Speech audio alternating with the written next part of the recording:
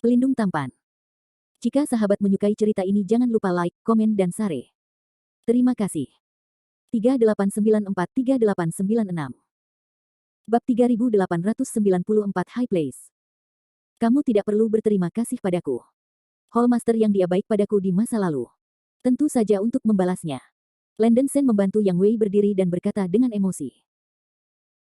Yang Wei benar-benar berbeda dari kepribadiannya yang sombong dan dominan sebelumnya. Ia menjadi lebih dewasa dan terkendali, dan tingkat kultivasinya telah mencapai tahap awal Dixian, yang dianggap berkembang ke arah yang baik. Saya percaya bahwa roh Yang He di surga akan sangat senang melihat putranya secara bertahap mendapatkan tanah.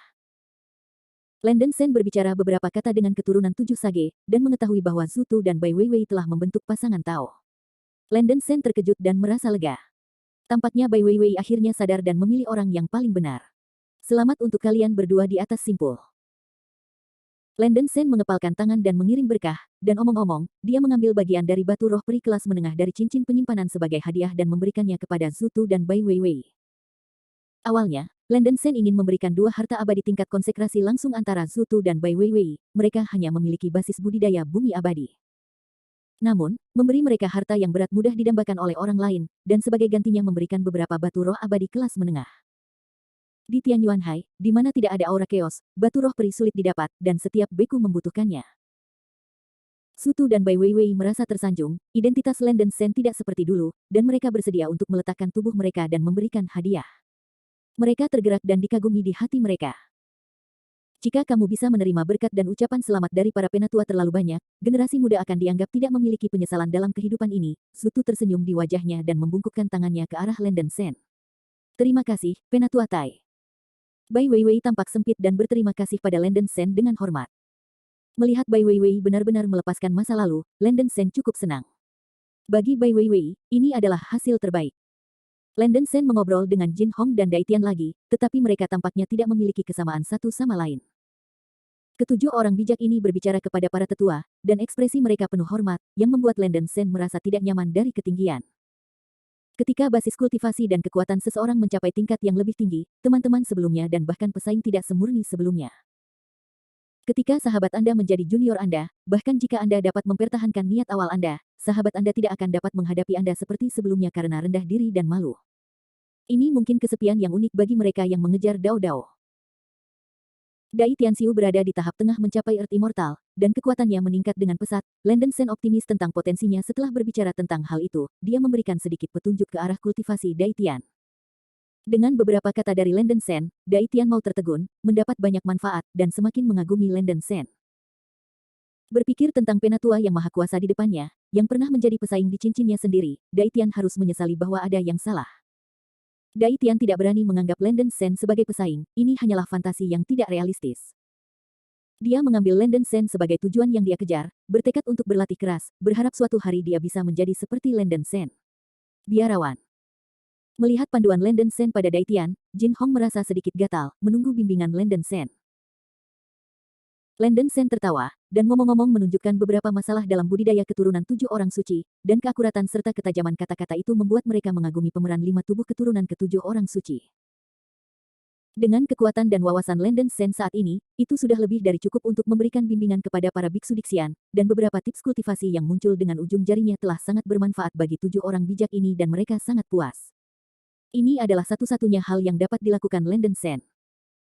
Setelah melambaikan tangan kepada keturunan Seven Science, Landon Sen dan beberapa Master Hall dari Seven Science Palace bertukar gelas dan berbicara sebentar. Dai Xiong, Tuan Rumah Pilih Hall, sekali lagi berterima kasih kepada Landon Sen atas rahmatnya yang menyelamatkan jiwa setelah Landon Sen menyembuhkan kerusakan internal Dai Xiong lebih dari 100.000 tahun yang lalu. Dai Xiong tidak hanya pulih dari penyakit lamanya, tetapi juga memulihkan kultivasi dan kekuatannya ke masa kejayaan. Melihat kesehatan mantan pendahulu yang baik, Landon Sen cukup senang. Setelah mengobrol sebentar, Landon Sen akhirnya menemukan kesempatan untuk menyingkirkan bersulang para biarawan, dan datang ke Lan Xianer untuk menemaninya minum, mencicipi anggur dan mengagumi bulan. Maaf Xianer, aku tidak punya waktu untuk menemanimu selama ini. Ada jejak permintaan maaf di wajah Landon Sen, dengan begitu banyak teman, jika Anda ingin mengatakan bahwa orang yang telah memperlakukan Anda dengan paling buruk, itu adalah Lan Xianer. Karena serangkaian masalah baru-baru ini, Landon Sen belum punya waktu sendirian dengan Lan Xianer. Lan Xianer tidak peduli, dia mencium pipi Lenden Sen seperti capung, dan berkata dengan lembut, "Saudaraku Sen, kamu memiliki hal-hal yang lebih penting untuk dilakukan, Xianer tidak dapat menunda kamu. Sekarang, saudara Sen, bisakah kamu berbicara dengan Xianer?" Dengan kata lain, Xianer sudah puas cukup. Setelah itu, Lan Xianer lembut bersandar di lengan Lenden Sen, dengan sentuhan manis di sudut mulutnya. Lenden Sen sangat tersentuh. Sangat disayangkan bahwa Ning Rufeng berjalan ke depan sebelum berbicara dengan Lan Xianer. "Ayo, nak Lenden Sen, minum-minum dengan lelaki tua itu." Ning Rufeng menarik keras dan harus membiarkan Lenden Sen minum bersamanya. Ini. Lenden Sen sedikit bingung, dia memandang Lan Xianer dengan ekspresi bingung. "Pergilah, saudara Sen." Lan Xianer tersenyum dan meminta Lenden Sen minum dengan Ning Rufeng. Lenden Sen hanya bisa menemaninya. Dia melihat bahwa Ning Rufeng ingin memberitahunya sesuatu. Keduanya datang ke sebuah batu di tepi tebing dan duduk untuk minum. Ning Rufeng mengambil termos pinggul dan menuangkan beberapa tegukan ke mulutnya, lalu menepuk bahu Lenden Sen, "Anak laki-laki Lenden Sen, lelaki tua itu memiliki firasat bahwa Anda adalah orang yang hebat. Melihatnya sekarang, itu benar. Aku hanya mengambil keuntungan dari tren, dan itu bukan masalah besar." Lenden Sen menggelengkan kepalanya dan menghela nafas dan menuangkan seteguk anggur ke mulutnya. Orang luar tidak mengerti penderitaan batiniahnya. Sang terpilih terdengar sangat agung, tetapi Lenden Sen terasa seperti bidak catur sejak ia melangkah ke ranah abadi sejati. Tampaknya ada kepastian tertentu di dunia. Lenden Sen tidak pernah percaya pada takdir, tetapi di sepanjang jalan, dia benar-benar tampak seperti bidak pada belas kasihan surga. Singkatnya, dia tidak terlalu suka perasaan ini. Anakmu tidak perlu begitu lembut di depanku. Pria tua itu memanggilmu untuk datang dan minum bersamaku, terutama karena dia ingin mendiskusikan sesuatu dengan anakmu. Ning Rufeng menghela nafas. "Ada apa?" Lenden Sen bertanya dengan rasa ingin tahu. Ning Rufeng menyeruput anggur lagi ke mulutnya dan berkata dengan tertekan, "Apalagi yang bisa dilakukan, tentu saja itu adalah putriku. Orang tua itu tahu bahwa dia tidak akan hidup lama, jadi aku hanya berharap gadis iblis kecilku dapat menemukan rumah yang baik. Saya tahu bahwa Anda berdua adalah satu dunia dan yang lain, itu benar-benar tidak dapat dibandingkan." Anak laki-laki Lenden Sen, orang tua itu juga orang yang nyata. Anda hanya menerima setan kecil sebagai selir, bahkan jika itu adalah selir, setidaknya itu akan membuat hidupnya lebih menarik dan lembab. Lagi tidak akan diganggu. Lenden Sen menggelengkan kepalanya dan menolak, dan berkata dengan suara yang dalam, "Ning memiliki keinginan untuk mengejar jalan besar, jadi mengapa dia harus turun untuk melekat pada seorang pria? Saya tahu kekhawatiran Anda tentang kepala Ning, tetapi Nona Ning memiliki pilihan yang lebih baik. Adapun apa yang dikhawatirkan Ning, Anda dapat yakin bahwa saya akan memberikan sedikit Ning di masa depan dan tidak akan membiarkannya diintimidasi." Bab 3895 Qianlong Flying Boat. "Oh, sangat sulit untuk menginginkanmu menjadi menantu. Tapi dengan kata-katamu, lelaki tua itu lega." Wajah tua Ning Rufeng menunjukkan beberapa senyum, dan jawaban Lenden Sen cukup memuaskan. Dalam seluruh hidupnya, dia tidak memiliki kekhawatiran kecuali Little Demon Ning. Dia hanya berharap setelah dia duduk, Little Demon Ning bisa menjalani kehidupan yang lebih baik. Menikah dengan Lenden Sen adalah pilihan terbaik, tetapi sangat disayangkan bahwa Lenden Sen, seorang bocah lelaki yang hidup dan hidup, menolak untuk menerima Ning Xiaoyao. Meskipun Ning Rufeng merasa menyesal, dia hanya bisa menyerah. Kepala Ning, jika generasi muda menemukan pil yang dapat memperpanjang hidup di masa depan, mereka akan memiliki salinan untuk Anda, kata Lenden Sen dengan sungguh-sungguh. Ning Rufeng melambaikan tangannya dan berkata, "Tidak perlu, tidak, orang tua itu telah cukup hidup dalam kehidupan ini, dan tidak ada artinya untuk hidup. Lebih baik bereinkarnasi dan tertarik pada kehidupan yang lebih baik di kehidupan selanjutnya." Melihat sikap Ning Rufeng terhadap hidup dan mati, Lenden Sen mengagumi dan menghela nafas. Justru karena keterbukaan pikiran inilah Lenden Sen dan Ning Rufeng tampak sangat santai ketika mereka mengobrol satu sama lain. Sama seperti keduanya berbicara dengan gembira, Seng Xiu berjalan terburu-buru, menggenggam tangannya bersama, "Kakak Sen, Seng Xiu memiliki masalah mendesak untuk diceritakan." Melihat ekspresi Seng Xiu gugup, Lenden Sen buru-buru bertanya, "Ya, ada apa?" "Anak laki-laki Lenden Sen, pergi dan bahas masalah-masalah utama Anda." Orang tua itu pergi ke gadis iblis kecil. Ning Rufeng tidak ingin mengganggu diskusi Lenden Sen, bangkit dari batu, dan berjalan menuju pusat tempat dengan termos pinggangnya, menjabat tangannya dengan punggung ke Lenden Sen. Lenden Sen mengucapkan selamat tinggal kepada Ning Rufeng, dan berbicara tentang bisnis dengan Seng Xiu. Seng Xiu menarik napas dalam-dalam, mengeluarkan beberapa kartu jiwa natal yang rusak dari lengan bajunya, dan berkata dengan ekspresi serius, "Saudara Sen, ini adalah kartu jiwa natal saudara lelakiku. Sekarang kartu jiwa hancur, yang membuktikan bahwa 3 orang bijak telah menyusup ke Lingshan dan membunuh milikku saudara junior dari sekolah yang sama. Landon Sen melihat kartu jiwa natal yang hancur di tangan Seng Xiu, dan wajahnya menjadi sedikit jelek. Melihat seperti ini, sebagian besar Lingshan telah jatuh. Bahkan, ini juga merupakan hasil yang diharapkan. 3 utusan suci meninggal di Lingshan, dan para idiot tahu bahwa ketiga agama suci itu pasti tidak akan menyerah. Sebelumnya, Landon Sen telah membujuk Guru Xuanji untuk memimpin murid-murid Lingshan untuk pergi, tetapi Guru Xuanji hanya menolak untuk pergi, dan butuh banyak upaya baginya untuk memungkinkan Guru Xuanji untuk membawa Seng Xiu pergi. Jika Guru Xuanji dapat membiarkan para murid Buddha itu pergi bersamanya, itu tidak akan membiarkan para murid Buddha itu kehilangan nyawanya dengan sia-sia. Landon Sen merasa kasihan sebentar, dan menghibur, maaf untuk hari kakakku. Seng Xiu sendiri sebenarnya menduga bahwa hal-hal akan berkembang seperti ini, dan dia menggelengkan kepalanya tanpa daya. Masalahnya ada di sini, Saudara Sen tidak perlu menghibur saya. Ngomong-ngomong, saudara yang saleh, tahukah Anda apakah Tuan Xuanji masih hidup? Landon Sen mengerutkan kening dan bertanya. Seng Xiu menggelengkan kepalanya dan berkata, saya tidak memiliki kartu kehidupan dan jiwa tuannya, jadi saya tidak tahu bagaimana ayahnya sekarang. Landon Sen menghela nafas sedikit, bahkan beberapa junior Seng Xiu terbunuh, sebagian besar Master Xuanji tidak bisa lepas dari bencana ini. Ekspresi Seng Xiu tampak tenang, tetapi hatinya benar-benar sedih. Dia tidak ingin memikirkannya. Dia hanya berkata dengan suara yang dalam, Brother Sen, karena 3 sekte suci telah menembus ke Lingshan, rencana tindakan selanjutnya adalah mengetahui pembunuhan 3 pembunuh utusan suci. Musuh dapat mengikuti tanaman merambat untuk menemukan Laut Selatan Tianyuan. Seng Xiu merasa perlu segera meninggalkan tempat ini.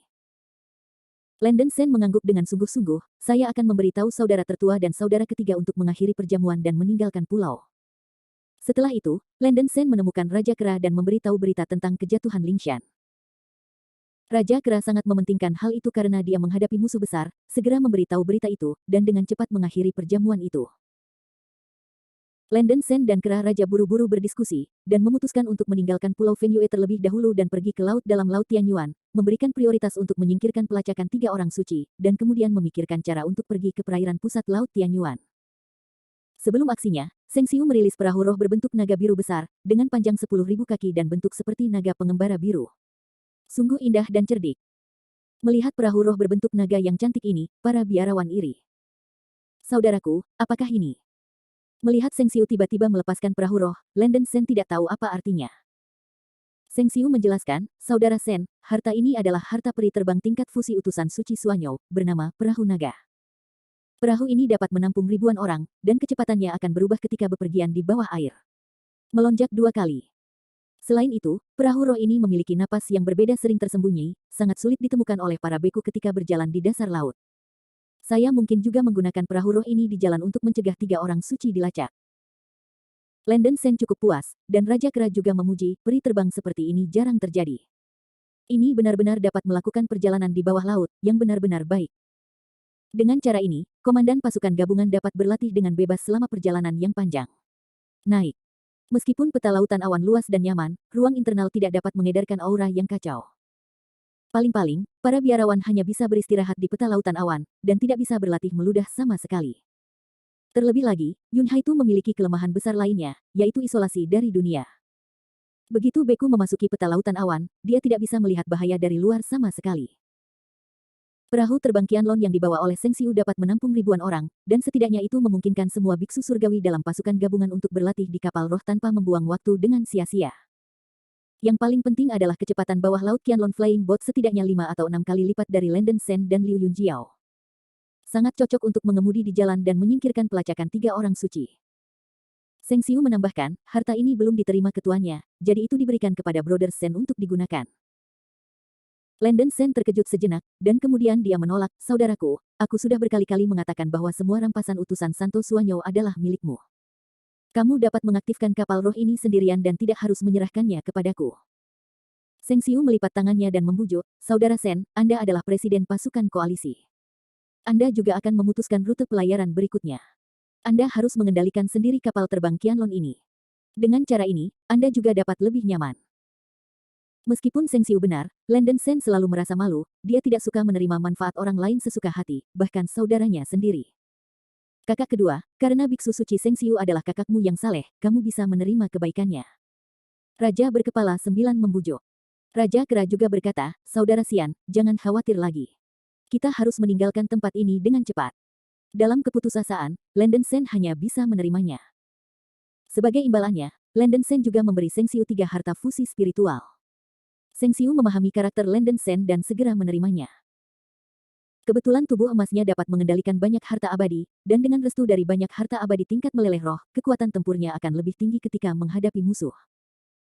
Landen Sen tidak membuang waktu, dan segera membuat Qianlong Feizu mengenali tuannya, dan kapal roh besar berbentuk naga melepaskan lingkaran cahaya biru yang mempesona. Raja Kera, Raja Sembilan Kepala dan semua beku celestial dari angkatan bersenjata semuanya dipindahkan ke perahu terbang Qianlong. Bagian dalam kapal terbang seperti aula yang panjang dan sempit, dan lingkungannya sangat baik dan sangat nyaman untuk mengawasi pergerakan di sekitarnya. Landen Sen pertama-tama mengendalikan Qianlong Flying Boat untuk terbang keluar dari Pulau Fengyue. Setelah tiba di pantai, Qianlong Flying Boat terjun ke laut yang luas seperti seekor naga berenang biru. Bab 3896 Jie Kunsan. Landen Sen mencoba memacu kapal naga yang terendam. Perahu roh berbentuk naga melakukan perjalanan melintasi dasar laut dengan kecepatan menjatuhkan rahang, seperti naga laut dalam yang deras. Kecepatan perahu naga yang tenggelam ini 2 atau 3 kali lebih cepat daripada ketika Landen Sen terbang dengan kecepatan penuh. Efisiensi terburu-buru dapat dikatakan sangat meningkat. Perlu disebutkan bahwa perahu terbang Qianlong tidak mengkonsumsi kekuatan spiritual kacau Landen Sen saat terbang, dan Landen Sen dapat mengendalikan arah terbang perahu terbang Qianlong hanya dengan pikirannya, yang sangat nyaman. Ada kolam penyimpanan energi di tengah Qianlong Flying Boat yang berbentuk seperti sumur lebar. Taruh cukup batu peri di kolam penyimpanan energi untuk mengisi Qianlong Flying Boat sebagai energi selama penerbangan. Dalam keadaan darurat, Landen Sen juga dapat memasukkan kekuatan spiritual kacau seluruh tubuh ke dalam perahu terbang Qianlong, meningkatkan kecepatan terbang dari perahu terbang sebesar 50% lagi. Dalam kondisi normal, cukup gunakan energi batu peri untuk menggerakkan perahu naga agar bisa terbang cukup cepat. Perahu terbang naga berjalan jauh di bawah laut seperti panah dari tali, raksasa seperti itu, kecepatan mengkonsumsi batu peri sangat berlebihan. Untungnya, hal terpenting yang tidak dimiliki Landen Sen adalah batu roh peri, konsumsi ini hanya setetes air untuknya. Ketika kapal naga yang terendam terbang di bawah air, penghalang pesona akan terbentuk dengan sendirinya, yang dapat menahan serangan binatang buas asing di laut. Pembatas pesona kapal roh cukup kuat dalam pertahanan, setidaknya mampu menahan para biarawan dari puncak puluhan hit memaksa. Landen Sen secara ajaib mengendalikan Qianlong Feizu untuk menyelam ke laut dalam sebanyak mungkin dan terbang menuju laut dalam Laut Tianyuan. Dia tidak perlu mengendalikan Qianlong Flying Boat sepanjang waktu, sebagian besar waktu, dia hanya perlu membuat pikiran ilahi, dan spirit boat akan terbang ke arah yang ditentukan dengan sendirinya. Pada saat ini, di aula di dalam Lingzu, para biarawan berkumpul bersama untuk membahas rencana aksi. Mengundang orang suci bulan sangat luas, dan pertama menjelaskan beberapa informasi penting dari Tianyuan Hai kepada para beku. Dia berkata tanpa penundaan, menurut catatan dalam buku-buku kuno, ada batu surgawi besar yang tersembunyi di tengah-tengah Tianyuan Hai. Tidak begitu banyak batu peri, tuangkan sebaliknya, itu adalah gunung bawah laut yang disebut Gunung Longlong. Gunung Yuanlong ini terhubung ke batas bawah realem immortal sejati. Ini dapat dianggap sebagai Gunung Jiekun, terdekat dengan alam abadi Tianmu. Di masa lalu, banyak beku yang diasingkan datang dari batas bawah Gunung Yuanlong. Berbicara tentang ini, Landen Sen mengerutkan kening. Tanpa diduga, batu peri di tengah laut Tianyuan yang legendaris sebenarnya adalah Jie Kunsan. Yang disebut Jikunsan adalah jalan alami dari dunia nyata ke tingkat menengah dan bawah. Dalam istilah awam, seluruh bidang bintang tempat dunia nyata berada memiliki 3 lapisan antarmuka, setara dengan 3 dimensi ruang, dan pengaturannya seperti piramida. Ruang bawah berada di bagian bawah piramida dan memiliki jumlah antarmuka terbesar. Antarmuka biasa, manusia dan lainnya semuanya merupakan antarmuka yang lebih rendah di ruang bawah. Ruang tengah di tengah piramida, seperti dunia roh kuno, dunia iblis kuno, dunia sihir semua jiwa, adalah antarmuka perantara. Ruang atas berada di puncak piramida, dan hanya ada satu antarmuka, yang merupakan negeri dongeng yang sebenarnya. Ketika para beku di ruang bawah mencapai tingkat kekuatan kultivasi tertentu, mereka dapat terbang ke ruang tengah. Setelah pembudidaya di ruang tengah mencapai bagian atas, mereka juga memiliki kesempatan untuk terbang ke ruang atas. Ruang atas kadang-kadang memiliki saluran batas bawah, yang dapat memasuki ruang tengah dan bawah, yang merupakan batas bawah dalam pengertian populer. Sebagai contoh, pegunungan batas di alam abadi sejati dan perikop batas-batas di jurang utara alam semangat kuno semuanya termasuk dalam kategori lintas alam bawah. Tapi dia milik para biarawan di antarmuka tingkat bawah, dan tidak bisa memasuki ruang antarmuka tingkat tinggi. Satu-satunya cara adalah terbang naik. Berbicara kembali ke pegunungan. Sejak zaman kuno, daerah di sekitar dunia bawah dari dunia abadi sejati telah diperas, dan gunung-gunung telah terbentuk dari waktu ke waktu. Ini adalah asal mula dari pegunungan batas. Kultivator memasuki jalur batas gunung dunia yang melanggar batas. Asalkan kultivasi Anda cukup kuat, secara teori, Anda dapat dengan bebas pergi ke antarmuka level bawah. Banyak beku yang tidak dapat tinggal di alam abadi akan memilih untuk melewati alam rendah gunung dan menikmati berkah. Tentu saja, tidak mudah bagi seorang beku di dunia nyata untuk berpikir tentang alam rendah. Sebelum era kepunahan, gunung-gunung Jikun dijaga oleh binatang-binatang suci yang kuat yang menjaga gunung-gunung, dan para beku di dunia nyata tidak diizinkan memasuki dunia sesuka hati. Sejak perang kepunahan, semua binatang suci yang menjaga gunung-gunung pada dasarnya telah mati, dan gunung-gunung di dunia tidak dijaga. Tetapi ini tidak berarti bahwa para kultivator dari alam abadi sejati dapat dengan bebas menurunkan alam tersebut. Karena melemahnya hukum langit dan bumi, bagian batas bawah dari sebagian besar alam abadi nyata telah menghilang. Dalam beberapa bagian di wilayah bawah yang belum hilang, kadang-kadang turbulensi spasial yang berbahaya akan meledak. Dengan tingkat antarmuka yang berbeda, intensitas turbulensi spasial juga akan berbeda.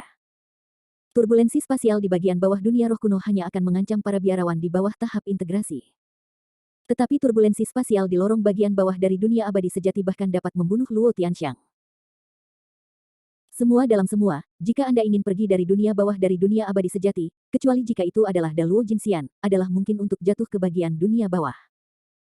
Tentu saja, ada beberapa beku yang beruntung yang belum terkena turbulensi ruang, misalnya, Qi yang menyebabkan kekacauan di dunia roh kuno, adalah yang beruntung. Saat saintis Infighting Moon menyebut Jie Kun-san, Landon Shen melahirkan ide untuk pergi ke dunia roh kuno, tetapi ketika dia berpikir tentang bahaya jalan lintas alam yang lebih rendah, dia langsung menyimpannya. Gunung Yuanlong kebetulan berada di bagian terdalam dari Laut Jurang Surgawi. Ketika saya ingin menemukan batu abis bumi, saya masih harus pergi ke Gunung Yuanlong untuk menjelajah. Mengundang Moon Sein berkata dengan jujur. Landon Shen sedikit mengangguk, dan berkata dengan suara yang dalam, karena tujuan telah ditentukan, apa yang harus kita pikirkan sekarang adalah bagaimana mencapai Gunung Yuanlong. Saya mendengar bahwa batu peri di tengah Laut Tianyuan adalah Gunung Yuanlong yang dikatakan oleh gadis Yu Yue.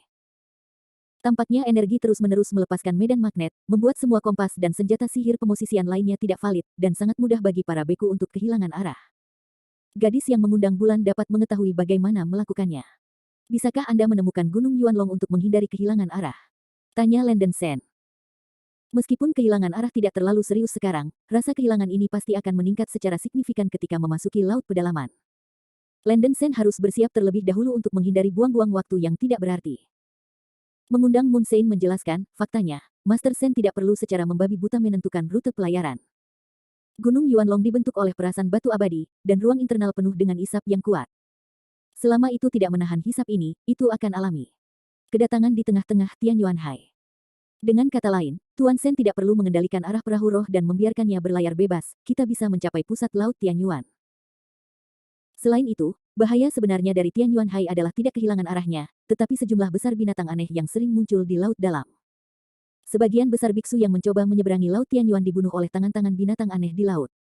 Di bagian tengah, bahkan akan ada binatang penyihir alien. Sebagian besar binatang penyihir alien ini memiliki kesadaran teritorial dan akan melancarkan serangan ganas terhadap mereka yang menyerbu wilayah mereka. Ini akan menjadi masalah yang harus kita hadapi.